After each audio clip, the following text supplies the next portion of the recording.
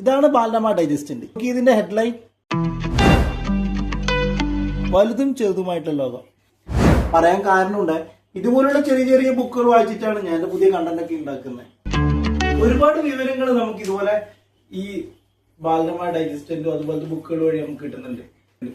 ഇതല്ല ഞാൻ പറയാൻ വന്നേ. ഇതുപോലെ ഒരു ദിവസം ഇരിക്കുന്ന സമയത്ത് പെട്ടെന്ന് പുറത്തുനിന്ന് ജനലിലേക്ക് കൂടെ ഒരു അതിഥി എന്റെ കൈമിലേക്ക് വന്നിരുന്നു.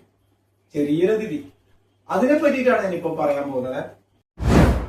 ഒരു തണുത്ത രാത്രിയിൽ ക്ഷണിക്കപ്പെടാത്ത ഒരു അതിഥിയായിട്ടാണ് എൻ്റെ ഉള്ളം കൈയിലേക്ക് പറന്നു വന്നിരുന്നത്. ഒരു കുഞ്ഞി താന്തോന്നി പ്രാണി. നല്ല ഭംഗിയുള്ളത് കണ്ട് ഇവനെ തള്ളിക്കളയാൻ തോന്നിയില്ല. കുഞ്ഞൻ പൂമ്പാറ്റയല്ല കേട്ടോ, ഇത് രാത്രി പ്രാണിയായ ഒരു മോത്താണ്. ഇവൻ്റെ നിറമാണ് ഹൈലൈറ്റ്. ഓറഞ്ചും മഞ്ഞയും ചേർന്ന ഈ നിറം മറ്റു പക്ഷികൾക്ക് ഒരു പേടി സ്വപ്നമാണ്. ചെയ്ത പാപങ്ങൾക്കല്ലേ ഫാദർ കുമ്പസാരിക്കാൻ പറ്റൂ. ഇവൻ്റെ ഈ ഓറഞ്ച് നിറം വിഷമുള്ളതാണെന്നാണ് മറ്റുള്ള ജീവികൾക്കെല്ലാം ഒരു സംശയമുള്ളത്. ഇവൻ്റെ പേരാണ് ലൈക്കൺ മോത്ത്, മോത്തുകളിലെ സുന്ദരൻ.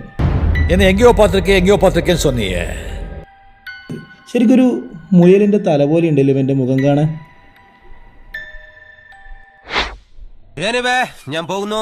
Bye bye.